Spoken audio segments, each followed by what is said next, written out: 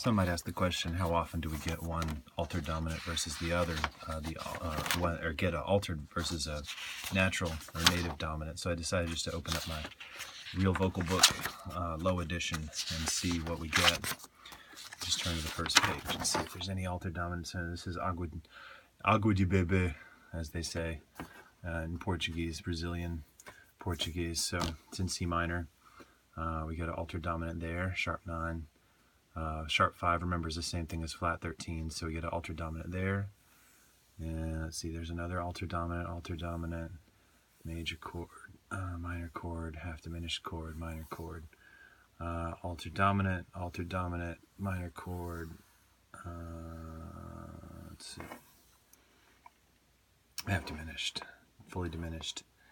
That's the native or natural dominant, so is that one there. And here's a sharp 9 in second inversion, and there's another sharp 9 in second inversion. There's D7 sharp 9. I won't deal with the sus chord just yet. So there's a bunch of them in this song. You'd expect that in a minor song, a song that's in a minor key, because that's the naturally occurring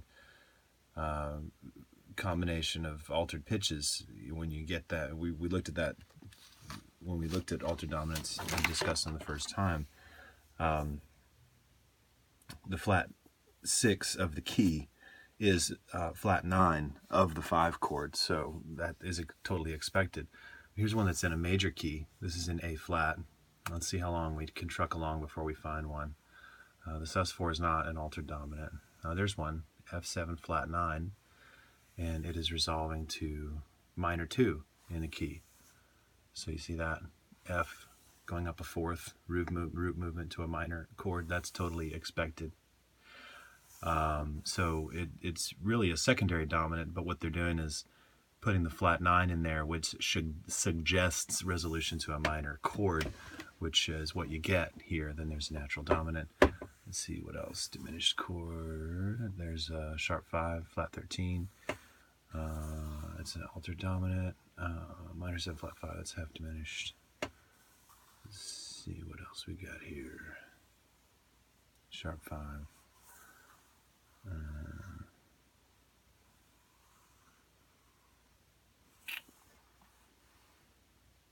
There's a sharp 11. Again, that's a special category. We'll get to that when we talk about sharp 11s. Essentially, that's just a Lydian dominant spelled out as a chord. Because if you think about what Lydian dominant is, it's got a flat 7, which this is a dominant chord, and it's got a sharp 11 explicit in the chord here. So you put that all together in your head, and you realize you've got one natural 9 and a 3 and sharp 4. So that's whole step, whole step, whole step. Anyway, we'll talk about that when we get to like whole tone chords and all that. So there's one, A flat 7 flat 9. So even in this major tune, there's one. Let's see if we got any in Alice in Wonderland. It's a little bit older song.